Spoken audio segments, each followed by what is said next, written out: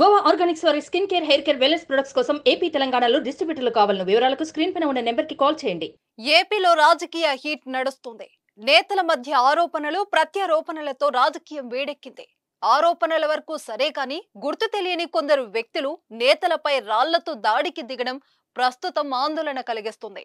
మొన్న సీఎం జగన్ పై రాయి దాడి జరగ్గా తర్వాత జనసేన అధినేత పవన్ కళ్యాణ్ పై కూడా కొందరు అగంతకులు రాళ్లు విసిరిన సంగతి తెలిసిందే. అయితే తాజాగా పవన్ కళ్యాణ్ కు మద్దతుగా ఎన్నికల ప్రచారంలో పాల్గొన్న హీరో సాయి ధరమ్ తేజ్ పై గుర్తు తెలియని వ్యక్తి డ్రింక్ బాటిల్ విసిరాడు.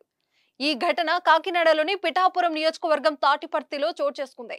పవన్ కళ్యాణ్ కు మద్దతుగా సాయి ధరమ్ తేజ్ ప్రచారం కోసం తాటిపత్రి వస్తున్నారని తెలిసిన జనసేన కార్యకర్తలు భారీగా గజ్జలమ్మ కూడలికి చేరుకొని పవన్ కళ్యాణ్ కు మద్దతుగా నినాదాలు చేశారు. తాటిపత్రి గజ్జలమ్మ గుడి సెంటర్ దగ్గర సాయి ధరమ్ తేజ్ రోడ్డు షో చేరుకుంది. వెనక నుంచి గుర్తు తెలియని వ్యక్తి డ్రింక్ బాటిల్స్ తో అటాక్ చేయగా సాయి ధరమ్ తేజ్ కు అది కొద్దిలో మిస్ అయింది.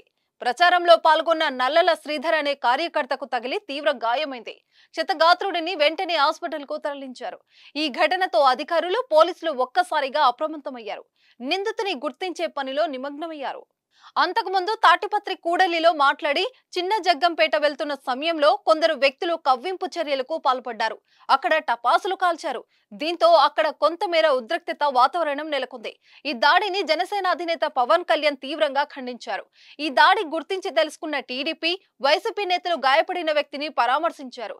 ప్రజాస్వామ్యంలో ఇలాంటి దాడులు జరగడం సరికాదన్నారు. అయితే గతంలోనూ పవన్ కళ్యాణ్ పై ఓ దుండగుడు పవన్ పై రాయి విసిరిన విషయం తెలిస్తే ఎన్నికల ప్రచారంలో ఉన్నప్పుడు సభకు విచ్చేసిన వారిలో దుండగులు రాళ్లు విసిరి పవన్ ని గాయపరిచే ప్రయత్నం చేశారు.